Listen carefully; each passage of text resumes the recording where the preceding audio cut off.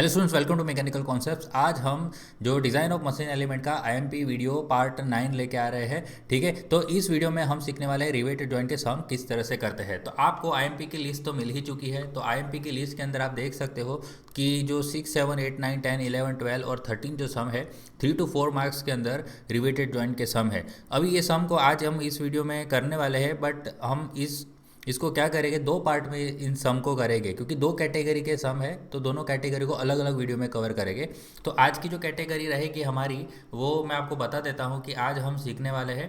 देखिए, इस कैटेगरी की बात करूँ तो रिवेटेड जॉइंट के अंदर पहली कैटेगरी आएगी, एक तो स्ट्रेंथ फाइंड करने की। ठीक है, जिसमें आपको क्या करना है, स्ट्रेंथ और एफिशिएंसी फाइंड करनी है। तो आज हम ये वाले जो भी हमारे एग्जाम में सम पूछे हैं वो सारे सॉल्व करेंगे कि स्ट्रेंथ और एफिशिएंसी किस तरह से फाइंड करते हैं। ठीक है, और दूसरे कैटेगरी के जो सम रहते हैं जिसमें हमें पिच फाइंड करना होता है, जो स्ट्रेंथ होती है उसको कंपेयर करने के बाद, है ना। तो पिच वाले सम है वो हम अलग वीडियो में कवर करेंगे, है ना। एक ही वीडियो में सारा कवर करने जाएंगे तो वीडियो बहुत लंबा हो जाएगा, जो मैं नहीं चाह रहा। तो इसलिए हम इस टॉपिक को दो पार्ट में कवर करेंगे, दो वीडियो में कवर करेंगे। ठीक है, तो आज हम स्ट्रेंथ और एफिशिएंसी किस तरह से फाइंड करते हैं वो इस वीडियो में सीखने वाले हैं। चलिए वीडियो को स्टार्ट करते हैं। तो आपको ये सम विंटर 2019 का 4 मार्क्स में दिख रहा है, जिसमें हमें क्या फाइंड करना है, रिवेट डायमीटर फाइंड करना है। देखिए, determine rivet diameter 8 thick plate है, सिंगल रिवेटेड लैप जॉइंट। सबसे पहले आपको जो जो सम होता है, तो सबसे पहले सम के अंदर क्या करना होता है कि ये रिवेटेड जो है वो किस टाइप का है ये आपको पहले पता करना पड़ेगा। ठीक है, टाइप्स ऑफ रिवेटेड जॉइंट आपको पढ़ना पड़ेगा। उसके जो डायग्राम्स थे वो मैंने बोला था कि 2 मार्क्स के अंदर आते ही आते हैं एग्जाम में, और वो मैंने आपको लास्ट वीडियो में, डिज़ाइन वाला जो लास्ट वीडियो था उसमें सिखाया था। ठीक है, जिसने भी वो वीडियो नहीं देखा तो वो देख लेना। 2 मार्क्स है, बहुत ही इंपॉर्टेंट है। तो उसमें आपको डायग्राम समझ आ जाएगा, और डायग्राम समझ आ जाएगा तो ये सम भी बहुत ही आसानी से समझ आ जाएगा। ठीक है, तो सिंगल रिवेटेड लैप जॉइंट, तो सबसे पहले हमें यही पता करना होता है कि ये कौन सा रिवेटेड का टाइप है। तो ये कौन सा रिवेट है, सिंगल रिवेटेड लैप जॉइंट। ठीक है, यहाँ हेडिंग दे देते हैं कि this is single riveted lap joint. ठीक है, अब इसके बारे में डेटा पढ़ते हैं, है ना। Single riveted lap joint 8 thickness है, तो हम यहाँ पे थिकनेस लिख देते हैं 8 रिवेट का डायमीटर फाइंड करना है, तो डी पे क्वेश्चन मार्क लगा देते हैं। Okay, pitch of the joint दिया हुआ है, यानी पिच दिया है 50 ओके, अब हमें क्या फाइंड करना है, देखिए, tearing, shearing, crushing efficiency find करनी है ना। तो ये फर्स्ट कैटेगरी की बात कर रहे हैं कि टीयरिंग, सीयरिंग, क्रशिंग, स्ट्रेंथ या एफिशिएंसी किस तरह से फाइंड किया जाता है। और भी जो स्ट्रेसिस है वो गिवन है। तो जैसे कि क्रशिंग स्ट्रेस गिवन है सिग्मा सी, जो मैं यहाँ पे लिख देता हूँ 110 न्यूटन पर square. Okay, and tearing strength given है सिग्मा टी, जो है 80 न्यूटन पर square. Okay, and tau shear stress जो है 65 न्यूटन पर स्क्वायर है। ओके, तो यहाँ पे सबसे पहले हमें क्या फाइंड करना है, देखिए, टीयरिंग, सीयरिंग, क्रशिंग एफिशिएंसी, है ना। अभी tearing, shearing, crushing efficiency find करने से पहले मैं आपको कुछ इसके जो फार्मूला है वो 2 मिनट में आपको बता देता हूँ, तो आपको क्या ये सम समझने में आसानी होगी। अदरवाइज रट्टा मारने वाली बात हो जाएगी। ठीक है, कि यहाँ पे मैंने फार्मूला बताया, आपने रट्टा मारा और आपने आंसर निकाला और हो गया। और अगर एग्जाम में इस फार्मूला थोड़ा ऊपर नीचे हो गया तो पूरे के पूरे मार्क्स जा सकते हैं। ठीक है, या तो आपको कम मार्क्स मिलेंगे। तो ऐसा तो हमें करना नहीं है। तो रटने की बात नहीं है, यहाँ पे रटना नहीं है। इस चैनल का नाम क्या है, मैकेनिकल कॉन्सेप्ट, यानी कॉन्सेप्ट क्लियर करके ही जाना है, बराबर। तो 2 या 5 मिनट ज़्यादा जाए उससे कोई फर्क नहीं पड़ेगा। तो बात करते हैं टीयरिंग, सीयरिंग, क्रशिंग एफिशिएंसी। तो उसके सारे पहले जो फार्मूला कैसे आए ना वो बता देता हूँ मैं, है ना। एफिशिएंसी का पहले, उसके पहले एक स्ट्रेंथ जो होती है वो किस तरह से फाइंड करना होता है। ठीक है, सबसे पहले हम बात करते हैं जो टियरिंग स्ट्रेंथ की। ओके, तो टियरिंग स्ट्रेंथ में क्या होता है, आपने रिवेट जॉइंट तो देखा है। तो फॉर एग्जांपल क्या होता है, एक रिवेट जॉइंट है जिसमें मैं एक प्लेट बता रहा हूँ आपको, और यहाँ पे क्या ऐसे नंबर ऑफ रिवेट लगे हुए, यहाँ मैं 2 रिवेट का एग्जांपल बता रहा हूँ। ओके, तो इसी तरह से 2 रिवेट लगे हुए हैं, है ना। तो इसमें क्या होता है, ये 2 जो रिवेट लगे हुए हैं, आप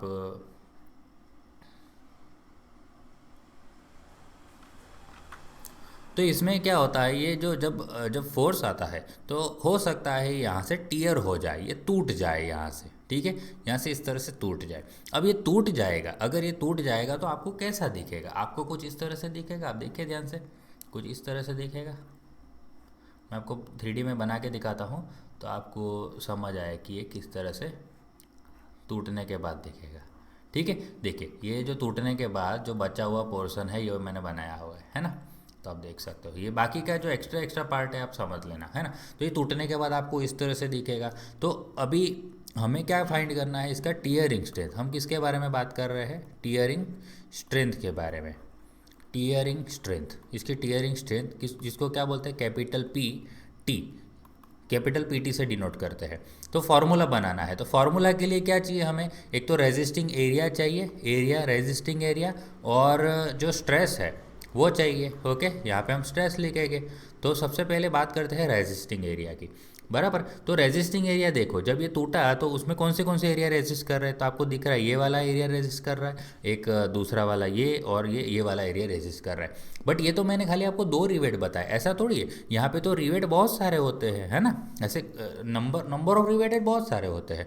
बट हम तो इसीलिए ये कन्फ्यूज़न ना रहे, इसीलिए हम क्या करते हैं, पर पिच रिवेट फाइंड, पर पिच स्ट्रेंथ फाइंड करते हैं। कौन सी, पर पिच, यानी कि ये इसकी पिच बोले तो यहाँ पे एक एक्सिस बना रहा हूँ ये वाले रिवेट का, और दूसरा एक्सिस बना रहा हूँ, सेंटर लाइन बना रहा हूँ दूसरे वाले रिवेट का। तो ये जो सेंटर टू सेंटर जो डिस्टेंस होता है ना, उसको हम बोलते हैं पिच, पिच बोलते हैं रिवेट का। तो हमें क्या करना है, पर पिच स्ट्रेंथ ही फाइंड करनी होती है। तो अभी देखो आप पर पिच रेजिस्टिंग एरिया आप देख सकते हो, तो पर पिच रेजिस्टिंग एरिया ये रहा, दिस इज रेजिस्टिंग एरिया, है कि नहीं है, ये हमारा क्या है, रेजिस्टिंग एरिया है। इतना एरिया ही रेजिस्ट कर रहा है, यानी जब टूटता है तो इतना ही एरिया जो है वो बचाने की कोशिश कर रहा है कि ये जो जॉइंट है ना टूटे, बराबर। तो ये एरिया का आपको फॉर्मूला बनाना है। तो ये एरिया का फॉर्मूला कैसे आएगा, तो यहाँ से अगर मैं साइड व्यू बनाऊँ, यहाँ पे साइड व्यू बना लेता हूँ, देखिए आप लोग, तो आपको समझ आएगा। ये साइड व्यू बना लेता हूँ, ये लेफ़्ट वाला रिवेट बनाया, फिर बीच में जगह है देखो, यानी रेजिस्टिंग एरिया वाला, और फिर दूसरा रिवेट, ठीक है। बाकी हमें राइट साइड और लेफ़्ट साइड की कोई ज़रूरत नहीं है, ओके, क्योंकि हमें तो ये जो पिच है उसके बीच में ही इंटरेस्ट है, क्योंकि पर पिच का ही काम करना है, बराबर। अभी लेफ़्ट साइड भी कितने भी रिवेट हो सकते हैं, राइट साइड भी कितने भी रिवेट हो सकते हैं, ऐसे कितने भी डायमीटर हो सकते हैं, बराबर। पर हमें सबका थोड़ी गिनना है, ओके। हम डिज़ाइन कर रहे हैं तो हम पर पिच पे काम करेंगे। तो ये एरिया का आपको फॉर्मूला बनाना है। तो ये एरिया तो आपको रेक्टेंगल दिख रहा है, तो रेक्टेंगल का लेंथ और ब्रेड फाइंड करना है। तो ये जो लेंथ आएगा रेक्टेंगल का कितना आएगा, आप फाइंड कर सकते हो, ये लेंथ कितना आएगा। तो देखिए मैं बता रहा हूँ यहाँ पे कि ये जो डिस्टेंस है, ये सेंटर से लेके यहाँ तक, तो ये तो रेडियस ऑफ जो ये डायामीटर होता है ना, रिवेट का डायामीटर डी होता है। तो ये वाला जो सेंटर से राइट साइड देखे तो d/2 बन गया, और उसी तरह यहाँ पे भी d/2 बन गया, ओके। तो ये वाला जो बचा हुआ लेंथ कितना बचा, तो देखिए p माइनस क्या कर देंगे, d/2 यानी आधा डायामीटर यानी पड़ गया ना पूरा डायामीटर, तो p माइनस टी आएगा। तो ये जो बीच का डिस्टेंस कितना आया, p माइनस टी, ओके। और ये जो हाइट है इस प्लेट की हाइट, यानी कि यहाँ पे वो हाइट हमने क्या डिनोट करी थी, थिकनेस डिनोट करी थी। तो ये वाला जो एरिया है इसका फॉर्मूला क्या बना, p माइनस डी, ये लेंथ आई, और हाइट क्या आई, थिकनेस, ठीक है।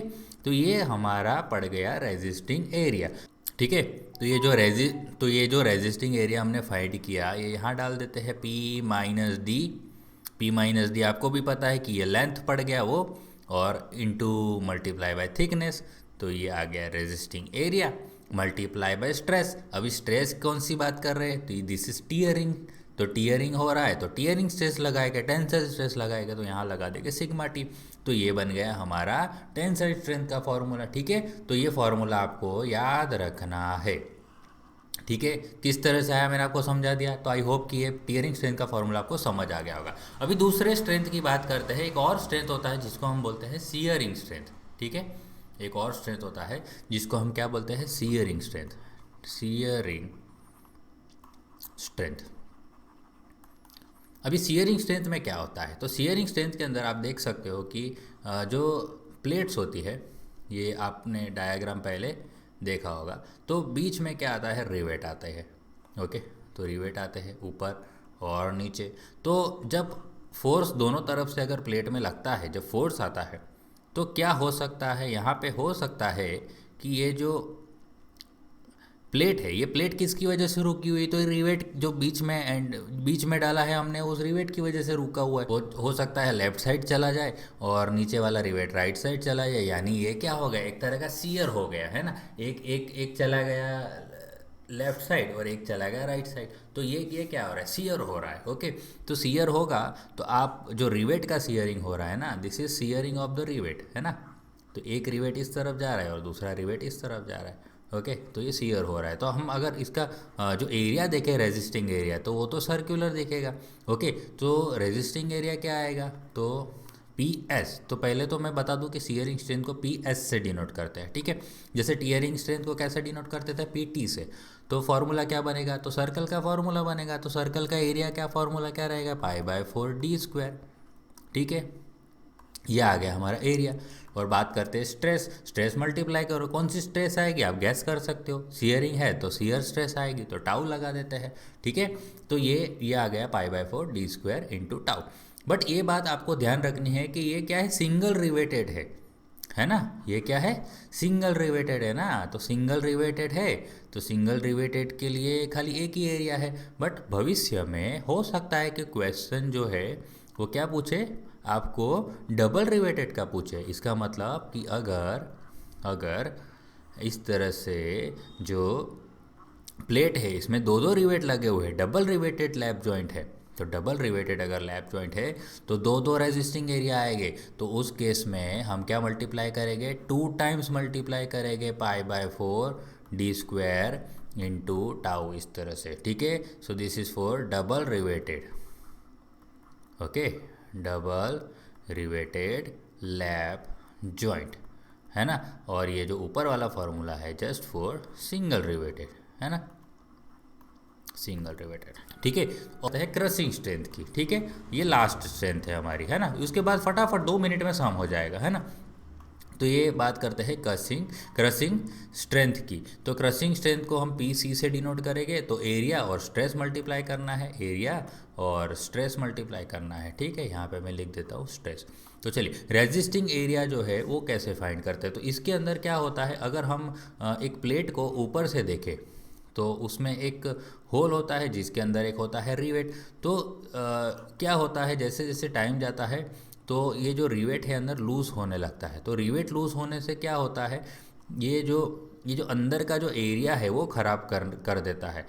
तो फॉर एग्जांपल एक प्लेट है, तो एक प्लेट के अंदर क्या होता है, ये जो होल होता है इसके होल के अंदर का एक हिस्सा ख़राब हो जाता है ना। तो अगर मैं इसको आप देखूँ, अगर मैं ओपन करके दिखाऊँ इस चीज़ को, तो आपको समथिंग इस तरह से दिखेगा, ठीक है। तो ये वाला पार्ट क्या हो जाता है, डैमेज हो जाता है। हो सकता है ये जो सर्कुलर शेप है, जो टॉप से आपको सर्कल दिखता था पहले, वो सर्कल शेप ना दिखे और ओवल दिखे। यानी थोड़ा ओवल होने से क्या होता है, वो जो होल होता है एनलार्ज होता है, क्रश होने के कारण वो उतना हिस्सा ख़राब हो जाता है, ठीक है। तो वो उसको हम क्रशिंग बोलते हैं और क्रशिंग फेलियर बोलते हैं, है ना। तो वो भी हमें स्ट्रेंथ निकालना ज़रूरी है। तो आप अगर क्रशिंग स्ट्रेंथ निकालना है तो जो एरिया होता है, तो एरिया क्या होता है, प्रोजेक्टेड एरिया लेना होता है। तो प्रोजेक्ट, अगर इस एरिया को आप एक मिरर पे या वॉल पे प्रोजेक्ट करते हो, तो देखिए इसके 4 पॉइंट्स अगर प्रोजेक्ट करोगे तो आपको ये जो एरिया है कुछ समथिंग इस तरह से दिखेगा, ये वाला एरिया दिखेगा, ठीक है।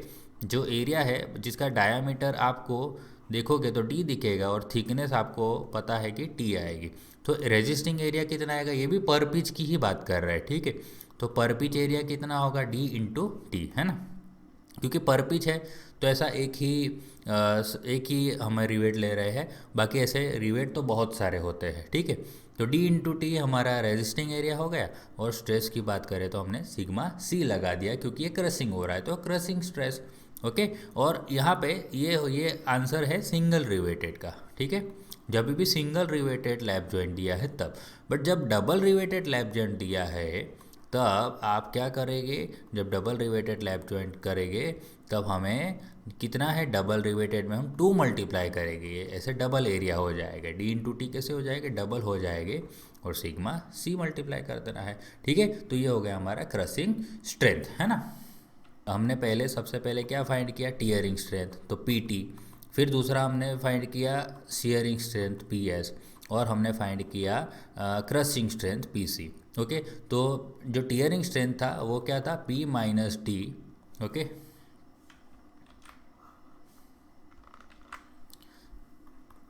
पी माइनस डी इंटू जो थिकनेस, तो ये एरिया था और स्ट्रेस थी सिग्मा टी, ठीक है। और पी एस क्या था, अभी सिंगल रिवेटेड की बात करें तो π/4 d², और स्ट्रेस था टाउ, और पी सी की बात करें तो वो था d/t मल्टीप्लाई बाय सिग्मा सी।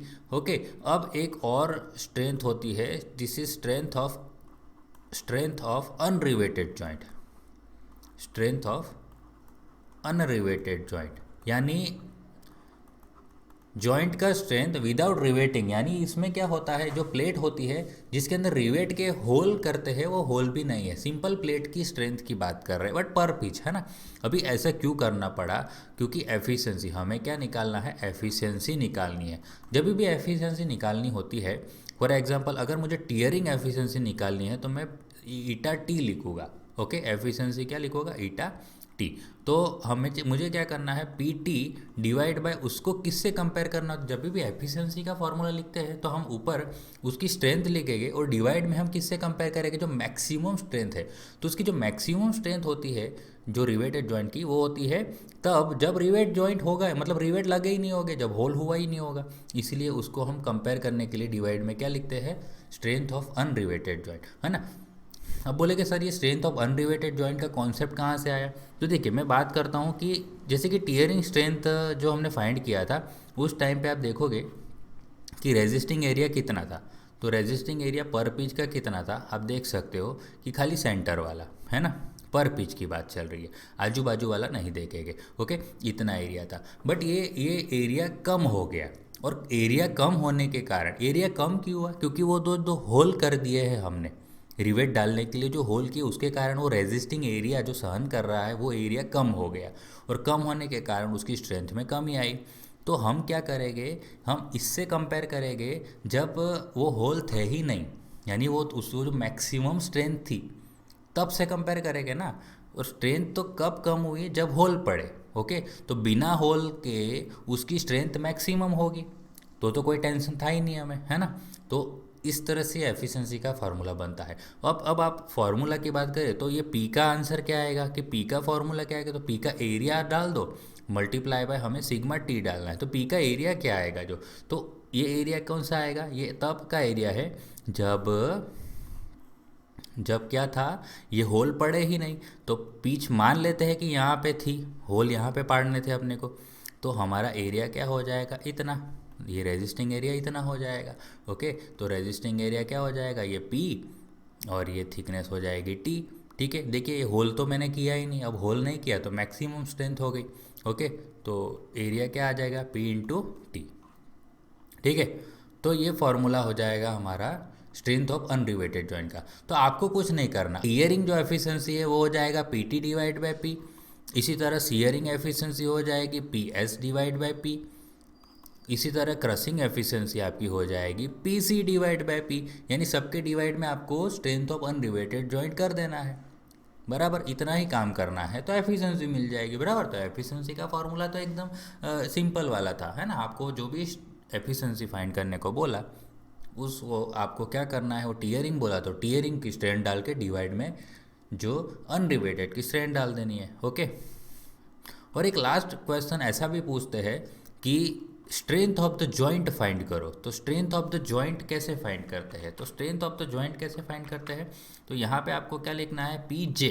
तो पी जे क्या होता है, स्ट्रेंथ ऑफ द जॉइंट, तो स्ट्रेंथ ऑफ द जॉइंट होगा least of P T, P S and P सी।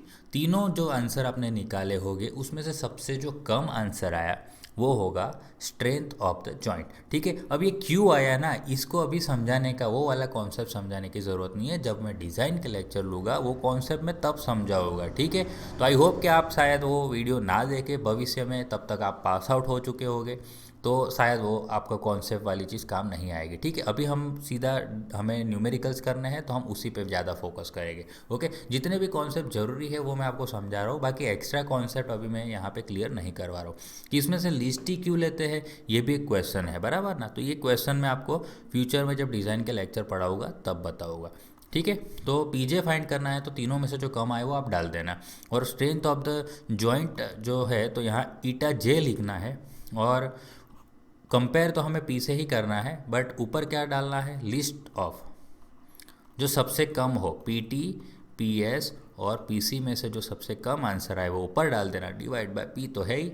तो इस तरह से स्ट्रेंथ ऑफ द जॉइंट भी फाइंड कर सकते हैं, ठीक है। तो चलिए अभी टाइम ना बिगाड़ते हुए सम 2 मिनट के अंदर ये सम हो जाएगा। तो देखिए सम के अंदर मैंने सब कुछ डाल दिया है।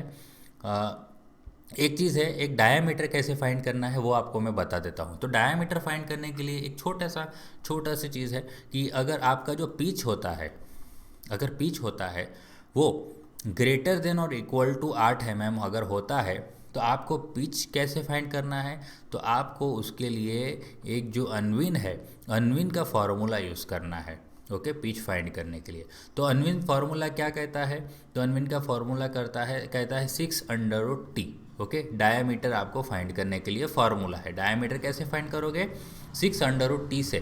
कब, जब आपका पिच जो है ग्रेटर देन या तो इक्वल टू 8 mm होगा तब, ओके। तो कोई मुझे क्वेश्चन करेगा कि सर अगर पिच मेरा 8 mm से कम हुआ तो, या मुझे कैसे पता कि 8 mm से कम आएगा, ठीक है। तो वो जो है अलग कैटेगरी के सम है जो मैं आपको नेक्स्ट वीडियो में बताने वाला हूँ, जो एग्ज़ाम में पूछे जाए तो किस तरह से सॉल्व करने हैं, ठीक है। बट अभी जो सम करने वाले हैं वो हम ग्रेटर देन और इक्वल टू 8 mm पिच वाले सम करेंगे। अगर डायामीटर पूछा होगा तो डायरेक्ट अनविन्स फार्मूला फाइंड करके हम सीधा सीधा डायामीटर निकाल लेंगे, ओके। तो ये देखिए डायामीटर का फार्मूला लगा दो, डायामीटर निकाल लो, है ना। तो चलिए फटाफट हम फाइंड करते हैं। तो यहाँ पे भी देखिए as pitch is greater than, क्या लिखेंगे, greater than 8 mm। So using Unwin's formula क्या लिखेंगे, यूजिंग अनविन्स फार्मूला। तो अनविन का फार्मूला क्या है डायामीटर का, d is equal to 6√t, okay. So 6√t, जो t है 8 है, तो हमारा d का आंसर आता है 16.97, ओके, 16.97, जिसको हम क्या ले लेंगे, 17 mm ले लेंगे, ओके। सो यहाँ पे हमारा डायामीटर क्या आया है, 17 mm आया है डायामीटर, ठीक है। ये हमारा डायामीटर आ गया है ना। चलिए डायामीटर आ गया है तो एक काम हमारा हो गया। अब हमें क्या फाइंड करना है, टीयरिंग, शियरिंग और क्रशिंग एफिशिएंसी फाइंड करनी है, ओके। तो टीयरिंग एफिशिएंसी फाइंड करने के लिए हम क्या करेंगे, टीयरिंग स्ट्रेंथ फाइंड करेंगे, है ना। तो सबसे पहले हम फाइंड कर देते हैं tearing strength, okay.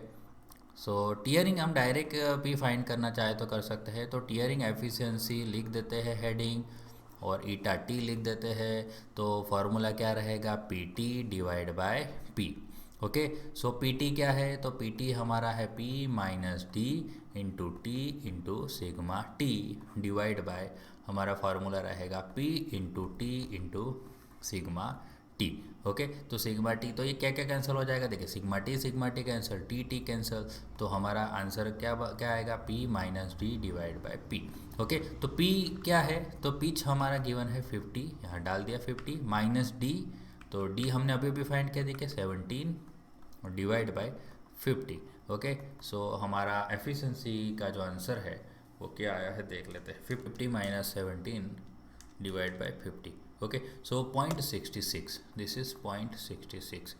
So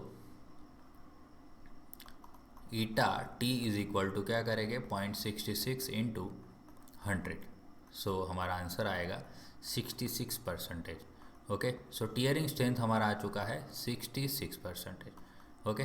second हम फाइंड करेंगे शियरिंग स्ट्रेंथ, ठीक है, स्टीयरिंग एफिशिएंसी, है ना। स्ट्रेंथ नहीं फाइंड करनी है, अभी स्ट्रेंथ फाइंड करने की ज़रूरत नहीं, पूछा है तो स्ट्रेंथ अलग से फाइंड कर देना, डायरेक्ट। बाकी तो आप क्या करो, डायरेक्ट ही शियरिंग एफिशिएंसी की फार्मूला डाल दो पी एस अपॉन पी से। तो पी एस क्या था हमारा, π/4d² multiply by tau divide by जो p का फार्मूला है p into T into sigma t, okay. So π/4 into d², okay. So d था हमारा 17 का स्क्वायर मल्टीप्लाई बाय जो टाउ है, टाउ कितना है 65 डाल दो, whole divide by p, pitch है 50, थिकनेस है हमारे पास, थिकनेस जो है वो है 8 mm, ओके, 8 mm थिकनेस है। और सिग्मा जो t है, सिग्मा t कितना गिवन है आप देखिए 80 गिवन है ना। तो चलिए तो यहाँ पे कितना आंसर आ रहा है आपको निकालना पड़ेगा, है ना। पाई बाय 4 मल्टीप्लाई बाय 17 का square into 65 divide by bracket करके 50 इंटू 8 इंटू 80। ओके, सो 0.46, 0.46, ठीक है। तो एफिशिएंसी क्या आई हमारी 46%। कौन सी? Shearing efficiency. अब लास्ट एफिशिएंसी है जो है क्रशिंग एफिशिएंसी, है ना। हम फाइंड करेंगे क्रशिंग एफिशिएंसी। तो सिग्मा सी का जो फार्मूला है P C divide by P है, और जो फार्मूला है D into T into sigma C divide by P into T into sigma T. तो टी टी कैंसिल हो गए यहाँ पे। ओके, सो हमारे पास है D into sigma C divide by P into sigma T. तो डायामीटर जो है हमारा है 17, सिग्मा सी जो गिवन है 110, पिच 50 और सिग्मा टी जो है वो गिवन है 80। ओके, तो यहाँ पे आंसर निकालते हैं 17 into 110 divide by 50 into 80, 50 into 80, तो 0.46। ओके, 0.46। सो यहाँ पे मैं यहाँ ऊपर लिख रहा हूँ आंसर। ओके, सो जगह नहीं है इसके कारण। सो एफिशिएंसी जो क्रशिंग एफिशिएंसी आई हमारी 46% आई है। ओके, तो हमारे जो 4 आंसर थे, एक तो डायमीटर फाइंड करना था, दिस इज आंसर नंबर 1, ये डायमीटर निकाल लिया। और तीनों जो एफिशिएंसी थी, है ना, क्या फाइंड किया था? देखा, tearing, shearing, crushing efficiency find करनी थी जॉइंट की। तो ये रहा, देखिए, टीयरिंग एफिशिएंसी, और ये रहा शीयरिंग एफिशिएंसी आंसर नंबर 3, और ये रहा हमारा क्रशिंग एफिशिएंसी आंसर नंबर 4। ठीक है, तो ये देखिए इस तरह से सम करना है, कितना आसान तरीके से हमने सम कर दिया। बट हाँ, कॉन्सेप्ट क्लियर है, अगर फार्मूला आपको पता है तो आप बहुत ही आसानी से कर सकते हो, बराबर। तो फार्मूला रट्टा नहीं मारना, फार्मूला किस तरह से आया मैंने आपको बता दिया है। ओके, तो इसी तरह के जो दूसरा सम आप देख सकते हो, यहाँ पे थिकनेस कितनी दी है? 10 mm की थिकनेस दी है भाई यार, बराबर। तो यहाँ पे देखिए ये जो आपको दिख रहा है ना, मैं आपको यहीं पे बता रहा हूँ, ये आप कर देना, ये 10 आ जाएगा। ओके, फिर दूसरा क्या गिवन है? ए भी सिंगल रिवेटेड लैप जॉइंट है, पिच 60 दी है, तो यहाँ पे पिच क्या आ जाएगी? 60 आ जाएगी। ओके, और फिर बात करेंगे, देखिए सिग्मा सी और सिग्मा टी, और ये तो सेम ही गिवन है ना, समर 19 का क्वेश्चन है, टीयरिंग, शीयरिंग, क्रशिंग एफिशिएंसी। यानी बस आपको खाली ये पिच, ये जो थिकनेस है 10 mm दी है और पिच 60 mm दी है, बाकी का पूरा कॉपी सम है यहाँ का, है ना। तो आप इसी तरह यहाँ पे जो थिकनेस है वो आप 10 डाल देना, और आपका आंसर यहाँ पे कुछ अलग आएगा, कुछ अलग आएगा तो वो डी ले लेना। और नेक्स्ट जो सम है, देखिए टीयरिंग एफिशिएंसी भी उसी तरह फाइंड करनी जैसे मैंने आपको बताया, बराबर। तो ये आप खुद ट्राई करना, ये वाला सम आपको खुद ट्राई करना है। ओके, चलिए, ये वाला सम अभी आपको नहीं करना है, ये मैं आपको नेक्स्ट वीडियो में बताने वाला हूँ, ये भी सम मैं नेक्स्ट वीडियो में बताऊँगा। ये देखिए, ये भी सिंगल रिवेटेड लैप जॉइंट का सम है, 6 mm जो प्लेट है, यहाँ पे थिकनेस कितनी है? 6 mm की थिकनेस है, और डायामीटर है यहाँ पे आप देखिए, डायामीटर 20 mm गिवन है, एंड पिच गिवन है 50 mm। ठीक है, ये सब चीज़ें गिवन है। और हमें क्या करना है, जो अल्टीमेट टेंसाइल शियर और क्रशिंग स्ट्रेंथ गिवन है 120, 90 और 180। ओके, तो यानी कि सिग्मा टी गिवन है, टाउ गिवन है, और सिग्मा सी गिवन है, ये सारी चीज़ गिवन यहाँ पे है हमारे पास, है ना। तो एक चीज़ आप देख सकते हो यहाँ पे, ये वर्ड आप ध्यान से देखिए, अल्टीमेट गिवन है ना, अल्टीमेट गिवन है, तो ये नहीं चलेगा, अल्टीमेट नहीं चलेगा ना। तो ये आगे यू लगा देना है आपको, तो यू नहीं लगाना, तो इसका मतलब क्या है, हमें इसको फैक्टर ऑफ सेफ्टी से डिवाइड करना पड़ेगा। अभी फैक्टर ऑफ सेफ्टी क्या ले लोगे आप? फैक्टर ऑफ सेफ्टी अगर आप 2 लेते हो, कि आप कंसिडर करते हो कि factor of safety equal to 2, तो ये सबको 2 से डिवाइड करना पड़ेगा। तो आपका तब जाके सिग्मा टी मिलेगा, टाउ मिलेगा, और सिग्मा सी मिलेगा, बराबर, जब 2 से डिवाइड करोगे।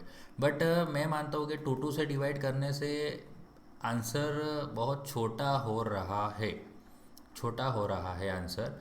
तो मैं एक बार जस्ट चेक कर लेता हूँ, अगर आप जो एफ ओ एस है 1.5 लेते हो तो क्या आता है आप देख लो, 120 डिवाइड बाई 1.5 आता है, तो 80 आ जाता है। तो ये बराबर लग रहा है मुझे ये बराबर लग रहा है, 1.5 लेना ज़्यादा बेटर है। इसका मतलब आप देख सकते हो यहाँ पे, ये चीज़ मैं इरेज कर देता हूँ, मैं आपको वापस बता रहा हूँ, इतनी छोटी सी चीज़ है, आप ध्यान रखना यहाँ पे कि देखिए डी तो गिवन है, सॉरी ये रहा डी, ये डी गिवन है, तो डी आपको फाइंड नहीं करना क्योंकि थिकनेस भले कम दी है, बट डी आपको अनविन्स के फार्मूला से फाइंड नहीं करना क्योंकि गिवन है, और एक पिच गिवन है, ये सारी चीज़ गिवन है। बाकी ये जो है ये क्या है, सिग्मा टी अल्टीमेट है, ओके। और ये सेकंड वाला है टाउ अल्टीमेट गिवन है, और ये गिवन है हमारा sigma C ultimate, okay. T U भी लिख सकते हैं, कोई यू टी भी लिखता है, बराबर, वो आपकी मर्जी है। और हम क्या एज्यूम कर रहे हैं, फैक्टर ऑफ सेफ्टी क्या एज्यूम कर देना, 1.5 कर देना। मैंने तीनों को मल्टीप्लाई डिवाइड करके देखा फैक्टर ऑफ सेफ्टी से, तो आंसर परफेक्ट आ रहे। तो इसके कारण तो हमारा सिग्मा टी कितना आएगा, तो सिग्मा जो अल्टीमेट है, बराबर, सिग्मा अल्टीमेट जो टेंसाइल है divide by factor of safety कर देना। तो हमें क्या करेंगे, 120 डिवाइड बाय 1.5 करेंगे, तो 120 डिवाइड बाय 1.5 जो आ रहा है 80 आ रहा है, ठीक है। तो आपको सिग्मा टी क्या लेना है, 80 लेना है, 120 मत ले लेना, नहीं तो गलत हो जाएगा ये सम, है ना। तो आप ध्यान रखना ये चीज़। टाउ अल्टीमेट जो है, तो टाउ अल्टीमेट नहीं, अभी तो मैं टाउ अलोएबल निकाल रहा हूँ, तो टाउ क्या आ जाएगा, तो tau ultimate divide by factor of safety कर देना। तो कितना है, 90 divide by 1.5, okay. So 90 divide by 1.5 आ रहा है 60, ठीक है। तो अब 60 मेगा पास्कल का टाउ ले लेना, और जो सिग्मा सी है वो आपको जो अल्टीमेट गिवन था उस divide by factor of safety, या एज्यूम करना है, ये एज्यूमिंग फैक्टर ऑफ सेफ्टी आपको एज्यूम करना है अपने दिमाग से कि कौन सा लूँ तो सही बैठेगा, ओके। तो आपको ध्यान से सोच समझ के फैक्टर ऑफ सेफ्टी का चुनाव करना है, ओके। डिवाइड बाय ये 2 कर लोगे तो जो स्ट्रेस है बहुत कम हो जाते हैं जो सूटेबल नहीं हो गए, ठीक है। तो ये इसके हिसाब से 1.5 लेके मैंने देखिए तीनों आपको स्ट्रेस फाइंड कर दी है। बाकी आपके पास क्या क्या गिवन है, आपके पास डी गिवन है, आपके पास टी गिवन है, पिच गिवन है। आपको खाली अब क्या करना है, सारे जो एफिशिएंसी फाइंड करनी है ना, एफिशिएंसी ही फाइंड करनी। देखिए efficiency of the single riveted lap joint find करना है, ओके। तो उसके लिए आपको क्या करना पड़ेगा, उसके लिए आपको ईटा टी फाइंड करना है सबसे पहले, टीयरिंग, फिर ईटा एस फाइंड करना है, और ईटा सी फाइंड करना है। और एक काम आप एक्स्ट्रा ये भी कर देना, ईटा जे भी फाइंड कर देना, जो मैंने आपको फार्मूला स्टार्टिंग में बताया, ठीक है। तो चलिए आई होप कि आपको ये भी वीडियो, तो ये भी आपको सम समझ आ गया है ना। चलिए ये वाला सम जो है 12 वाला वो नेक्स्ट में कराने वाला हूँ। अभी ये बात करते हैं, देखिए दिस इज़ 12 mm थिकनेस, ये थिकनेस दी हुई है, यूजिंग डायामीटर 15 का है, तो ये भी डी गिवन है और पिच भी गिवन है, बराबर। तो आपको क्या करना है, strength of the joint find करना है, यानी पी जे फाइंड करना है। पी जे फाइंड करने के लिए आप क्या करोगे, तो फॉर्मूला क्या बताया था, least of P T, P S and P C, ये आपको फाइंड करना है, ठीक है। ये तीनों में से जो भी कम आए, तो ये तीनों वापस आपको फाइंड करने हैं। ये पी टी कैसे फाइंड करोगे, तो पी टी का फॉर्मूला आप लगा दो, P minus D into T into sigma T, तो इससे आपका पी टी आ जाएगा। तो देखिए मैं आपको फटाफट फाइंड करके देता हूँ, 50 माइनस 15, थिकनेस है 12, और सिग्मा टी जो गिवन है, सिग्मा टी गिवन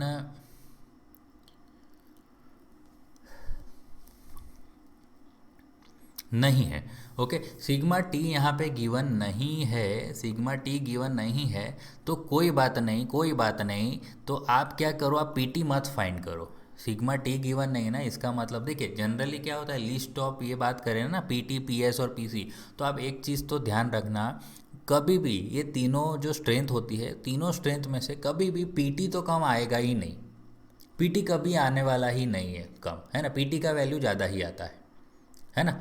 तो पीटी का वैल्यू ज़्यादा ही आएगा, तो ये यहाँ तो आएगा नहीं, इसका मतलब पीटी का आंसर की ज़रूरत ही नहीं है। तो पीटी ज़रूरत नहीं है, तो इन लोगों ने सिग्मा टी भी गिवन नहीं है, तो बराबर। तो ये वाला स्टेप आपको करने की ज़रूरत नहीं है, पीटी फाइंड ही नहीं करना, दिया हो तो कर लेना और नहीं दिया तो नहीं करना, कोई बात नहीं। तो आपको डायरेक्ट क्या फाइंड करना है, शियरिंग स्ट्रेंथ फाइंड करनी है। तो शियरिंग स्ट्रेंथ फाइंड करो, π/4 डी स्क्वायर। बड़ी π/4 डी स्क्वायर क्या सिंगल रिवेटेड है ना, ये भी ध्यान रखना है। देखिए सिंगल रिवेटेड है तभी π/4 डी स्क्वायर, डबल रिवेटेड होता तो मैं 2 टाइम्स लगाता, या तो 1.875 लगाता IBR के अकॉर्डिंग, ओके। इनटू आपको क्या करना है, टाउ। तो चलिए π/4 डी स्क्वायर, डी कितना है 15 का स्क्वायर है और टाउ, तो टाउ जो गिवन है 90 गिवन है, ठीक है। तो इसका आंसर निकाल देता हूँ, मैं आपको फटाफट बता देता हूँ, ये आपके लिए कर रहा हूँ बराबर, आप प्रैक्टिस में अच्छे से करना इस सम को। π/4 मल्टीप्लाई बाय 15 का स्क्वायर इंटू 90। तो ये जो स्ट्रेंथ आई है 15904.3 न्यूटन है। अगर आपको किलो न्यूटन में लिखना है तो 15.9 किलो न्यूटन लिख सकते हो, ओके। फिर बात करेंगे पीसी। तो पीसी जो है हमारा D into T into sigma सी, ओके। तो डी कितना है भाई 15 है, टी कितना है 12 और सिग्मा सी 160। तो इसका आंसर है 15 इंटू 12 इंटू 160, तो 28,800 न्यूटन, ओके। सो 28.8 किलो न्यूटन बन जाएगा। तो स्ट्रेंथ ऑफ द जॉइंट क्या आएगा, तो मैं यहाँ पे लिखता हूँ कि strength of the joint, strength of the joint P J is equal to least of मैं लिखूँगा P S and P C ही लिखूँगा, क्योंकि इस बार पी टी हमारे पास अवेलेबल नहीं है, ओके। तो लिस्ट ऑफ दोनों में से कम क्या है, तो देखिए 15.9, इसका मतलब पी एस लिखेंगे, ओके। सो पी एस का आंसर है हमारा 15.9 किलो न्यूटन। तो हमारा स्ट्रेंथ ऑफ जॉइंट आया है 15.9 किलो न्यूटन।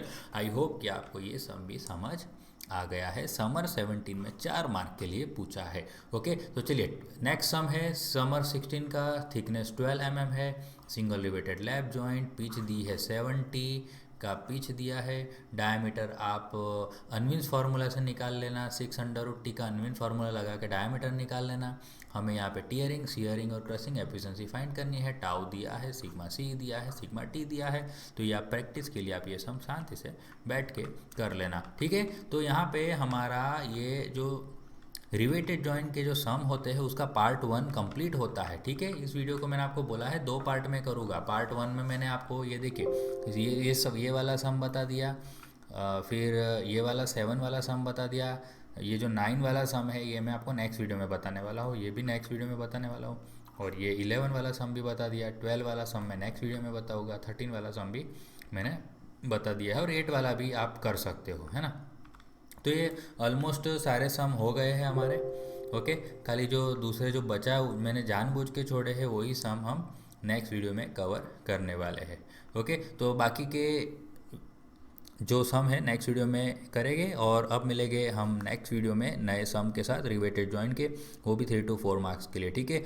तो आई होप कि आपको आज के जो सम मैंने कराया है वो समझ आ गए, और उसके जो भी मैंने जो आगे के कुछ कॉन्सेप्ट बताए है ना, बहुत ही हल्के फुल्के कॉन्सेप्ट बताए हैं, तो भी आई होप कि आपको समझ आ गया होगा। एटलीस्ट रट्टा मारने से तो बेटर है कि थोड़ा थोड़ा हम उस चीज़ को समझ लें, है ना। तो चलिए मिलते हैं नेक्स्ट वीडियो में। थैंक यू, जय हिंद।